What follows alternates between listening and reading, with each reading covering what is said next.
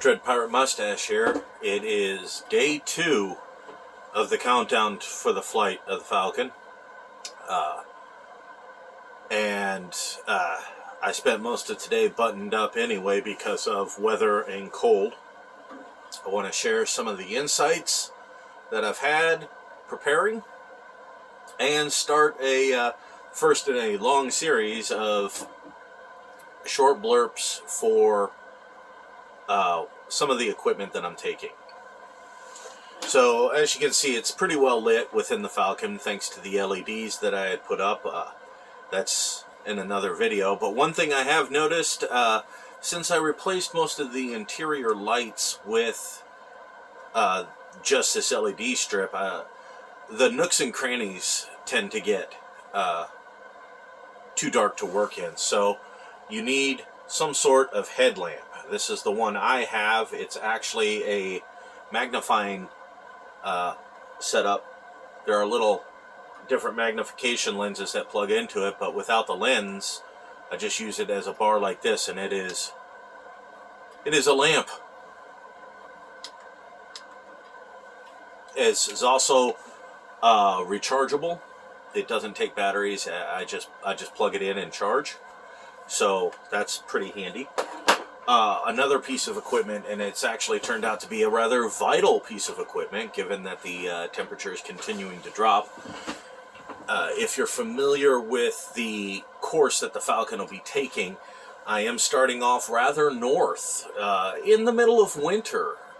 It's currently December, and I'm planning on taking off here the first weekend of December. So temperature is always a concern. During the day, not so much because of day, and I have a lot of cold weather gear that I will be using, gloves and layered clothing and fleece liners for heavy coats.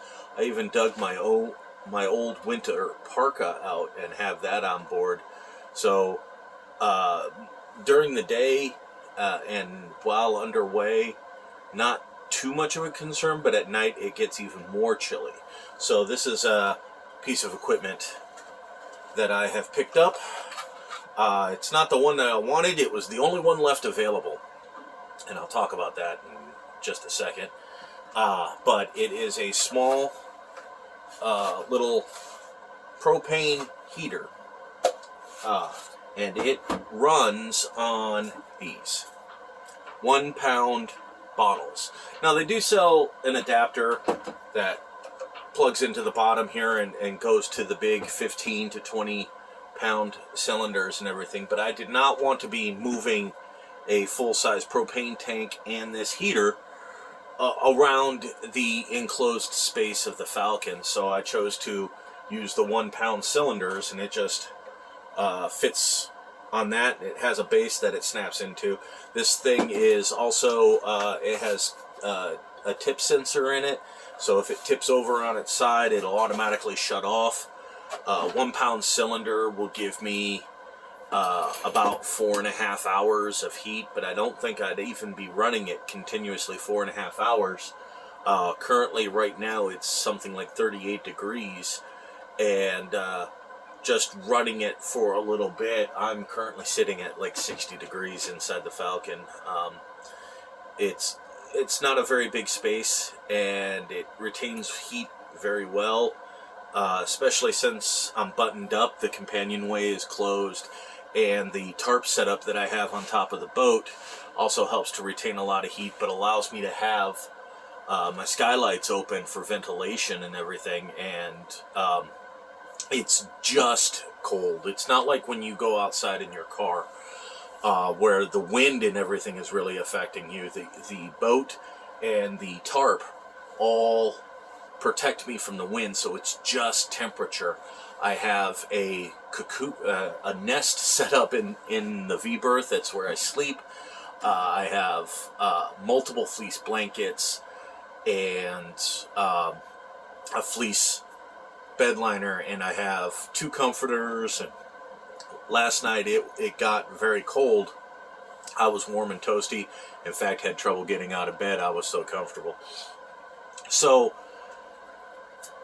back to why I have this particular one. The one I wanted was a little bit bigger, and it takes a propane bottle on 1 pound propane bottle on either side, and that would provide 8 hours of heat.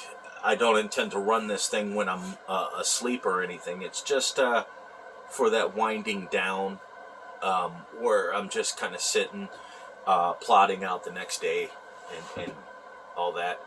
So it's just meant for short-term usage. It's not meant as a permanent heating solution. I don't need a permanent heating solution. But I wanted the other one just because it was a little bit bigger. But they were all gone. All of them.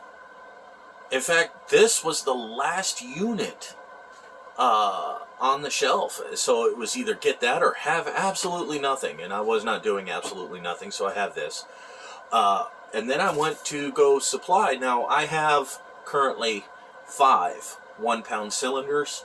I had them for the week that I was out here testing, because I have a small camping stove that powers off of these, and because I was having so much trouble finding alcohol for the stove, I was using the camping stove a little bit. So I have 5 propane cylinders. When I went to sporting goods stores and Wally World and all them places, they're gone.